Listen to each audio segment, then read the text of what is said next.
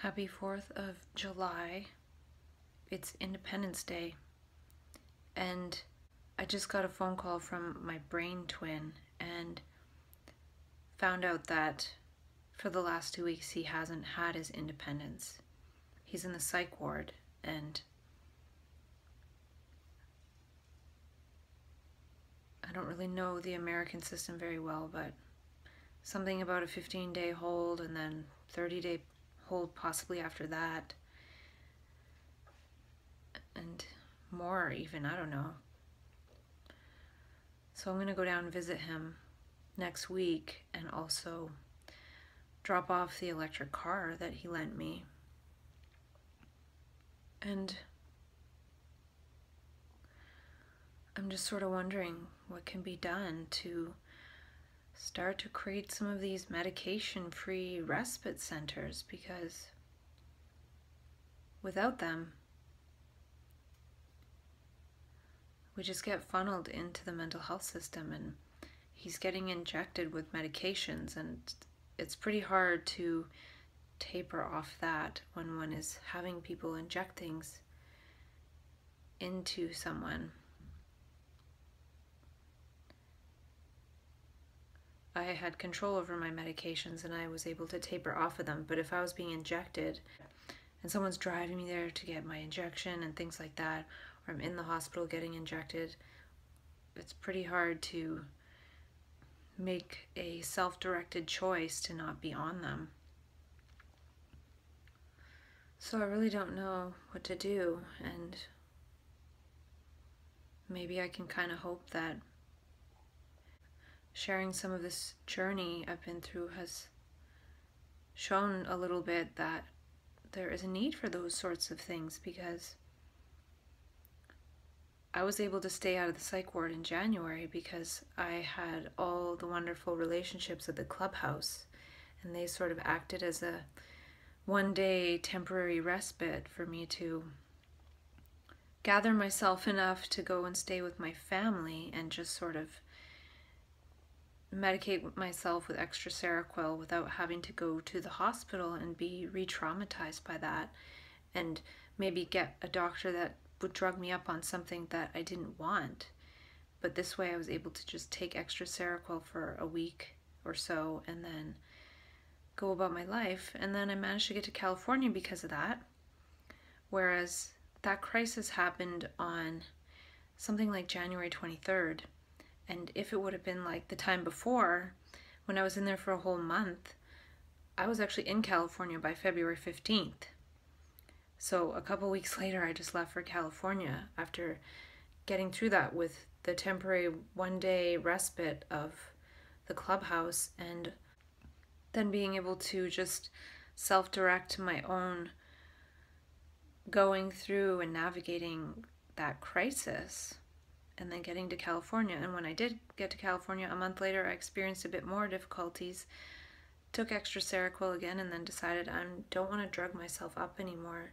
I want to not be on these. And then I went through the process of moving away from medications with the help of Hearty Nutritionals, and they have been amazingly supportive.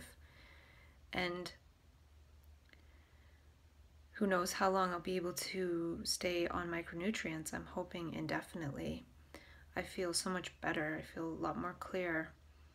So I wonder if this journey I've been on, that I've managed to self-direct to crisis events and then sort of be fed up with that way of going about dealing with it and just move away from medications altogether.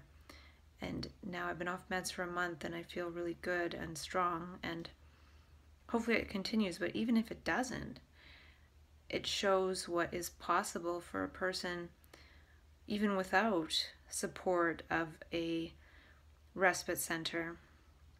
And I know there's actually a respite center in Winnipeg in Canada. I don't know if it's medication free or if it's just a peer respite or what.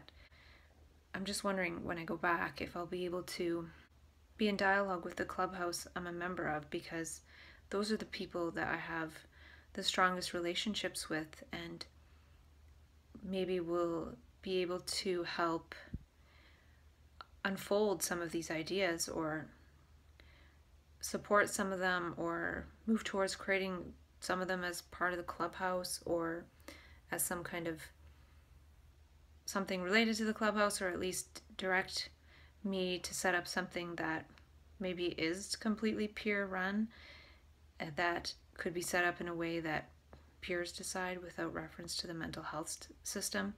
So I don't know if this self-dialogue will show that journey or not, but I feel like I need to at least try. And I did say in a recent video that I feel like the dream center that I was told to create by this man that I met who was basically homeless, he told me to create a dream center to help people get off drugs and find meaningful work and restore their dignity. And I really feel that it was almost like a premonition situation, because I do want to create that, but for people who are on pharmaceutical drugs and for people who are on other drugs who perhaps just never subscribe to the pharmaceutical drug system. It's just exchanging one thing for another. So if someone won't take their pharmaceutical meds, they often don't get any supports. They end up homeless on the streets taking street drugs. But I don't think pharmaceutical drugs are any better or worse. They're just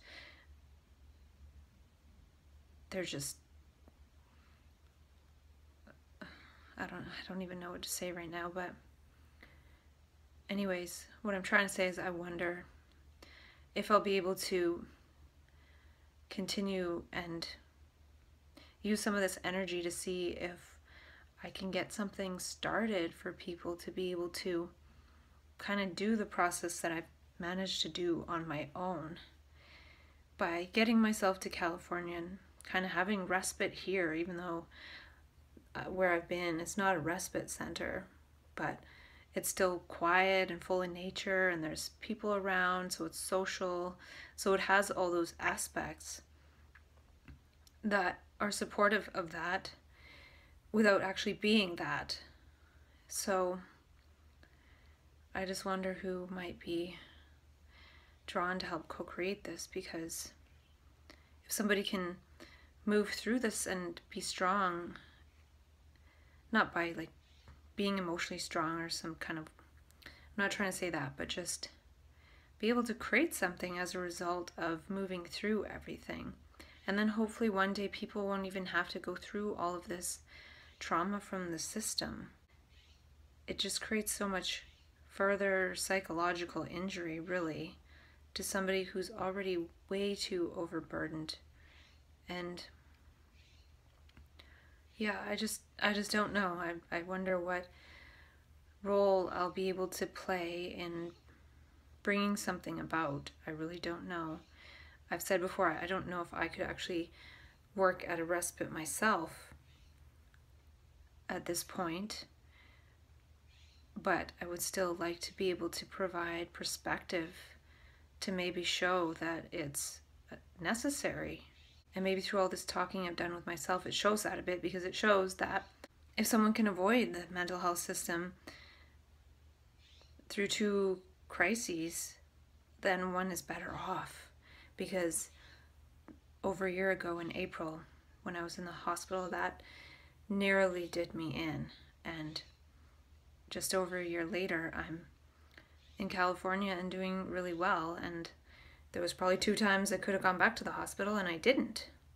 And I'm better off for it. But at the same time, people need a supportive and caring place to go. That's not going to immediately just slap a label on them and pump them full of drugs. And yeah, I just don't know how to bring that about, except for asking people to see the necessity and ask for it and advocate for it to be funded, and advocating for people who might be drawn to supporting people through extreme states to get some training and do that. So I'm taking a course in a week or 2, and I'm hoping that will help me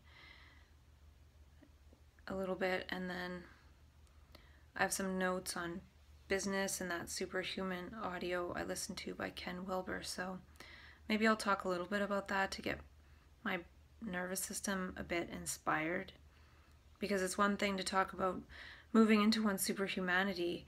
Meanwhile, one of one's best friends is in a place where they've lost their humanity and it's been taken away, and I know this person has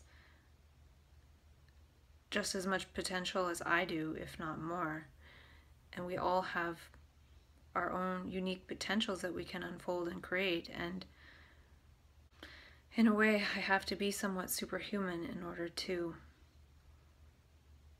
create what I would like to create, for other people to move away from the medications and then be able to heal and move into their superhumanity. So I want to talk to the clubhouse when I get home and just say, look what happened when you supported me for one day. They've supported me many, many days, but I'm just saying on this particular instance where I was in major distress, and those relationships and them being there for me kept me away from the psych ward. And then I was able to go to California a couple weeks later because of that. That saved me so much suffering. It saved the cost that it would cost for me to spend 10 to 30 days in a psych ward, etc., etc. And then I went to California and I'm not receiving disability or anything like that. So how much of a, if all those savings could be multiplied by however many people, that could more than pay for a respite center. So it actually saves money to be able to keep people away from that, because unfortunately a lot of times it makes people worse and then justifies needing more and more treatment that is not necessary. So when I went to the hospital in April of 2016, they basically made me way worse. And I was in there for 30 days, and then the next year when I wasn't doing well in January of this year, I didn't go to the hospital for a single day, and less than 30 days later I was in another country. So it's very, very obvious differences that are not just financial to the system or suffering for me, but I was able to go somewhere and move towards thriving, not taking another huge dive. So I wonder if that kind of conversation will be welcome, or if they'll be able to be in dialogue about some of this.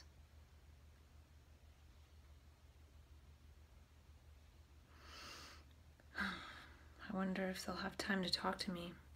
And interestingly enough, when I was in the psych ward last year and it was really bad, somebody from the clubhouse came to visit me, and that energy of that interaction actually made it so I could keep going. So it was again the clubhouse and those relationships that saved me. And that's why I've actually been thinking that respite should be part of the clubhouse, because that's where all of our relationships are oftentimes if we're connected to the clubhouse. So a person's really connected to the clubhouse, they have these great relationships, then they're thrown into this sterile, inhumane, mechanical, robotic system. And it's kind of not good. So I'm wondering if making it part of the clubhouse, basically just having an area for people to have respite, and then having specifically trained workers who can be with people in extreme states and dialogue and things, and then the person still has access to the clubhouse if the other building is nearby. So yeah, I won't make this video too long. For some reason the videos are taking longer to upload, so shorter videos. And also I have a lot of extrapolations to talk about, but I feel like I will get to those, and I need to really almost work on a little bit of a proposal or something, or wonder about the conversations that might be powerful to have when I get back.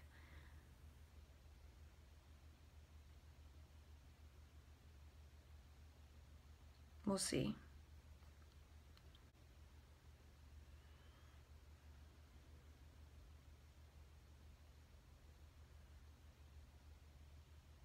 I'm sending some energy to my friend in the psych ward.